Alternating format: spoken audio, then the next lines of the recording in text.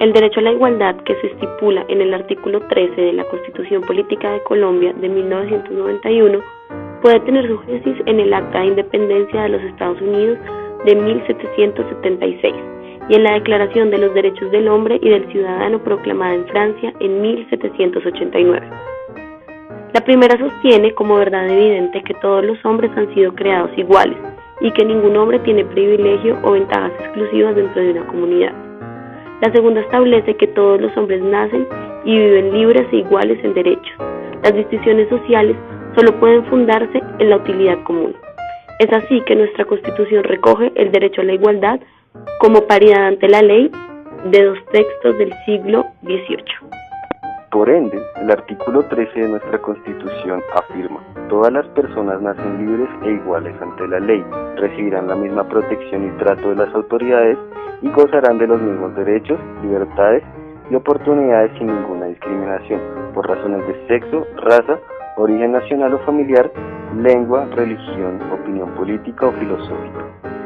En otras palabras, todos los ciudadanos deben poder disfrutar de sus derechos sin discriminación de ningún tipo. Cabe resaltar que la igualdad justa debe ser entre iguales.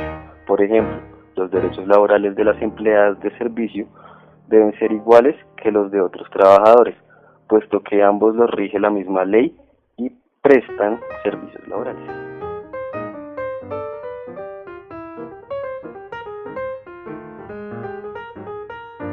Sí, pero sí hay diferencia marcada en cuanto al régimen que se maneja laboralmente en Colombia, un empleado doméstico con un empleado normal. Por ejemplo, y el más notorio es que un empleado doméstico no se le liquida prima, mientras que a otro empleado normal sí se le liquida prima.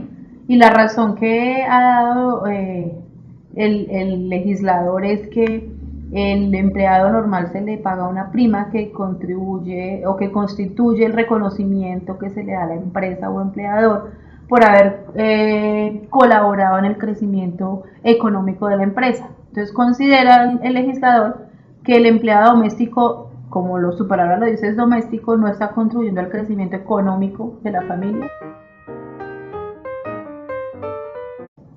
Pues claro, sí se ve reflejado porque pues tú sabes que existe una organización internacional que es la OIT, en la que se hacen unas reuniones anuales en las que se velan por esa igualdad precisamente de los trabajadores, y lo que se trata siempre es velar porque sean tratados en igualdad de condiciones, que no haya distinción de raza, de culto, de situación económica, pero pues eso es muy bonito de la práctica porque finalmente la realidad es otra.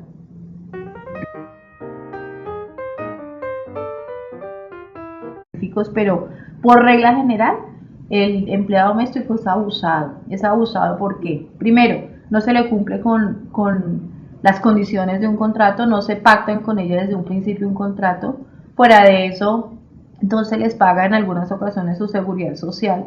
¿Por qué?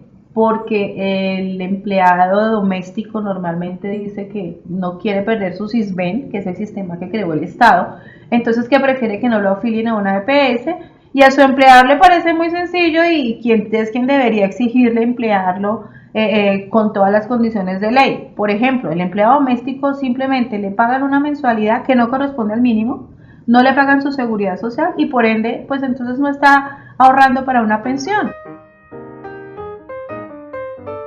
Sí. Vale, pues acaba de haber una última reunión de la OIT en la que se dice que se tiene que acabar la informalidad del servicio doméstico, y entonces se han promulgado de alguna manera unos proyectos en los que es obligatorio dársele cumplimiento a la afiliación y garantizarse una seguridad social, así trabaje un número de días. Y pienso que los proyectos de ley que se presenten deben ir encaminados a que se traten en igualdad de condiciones.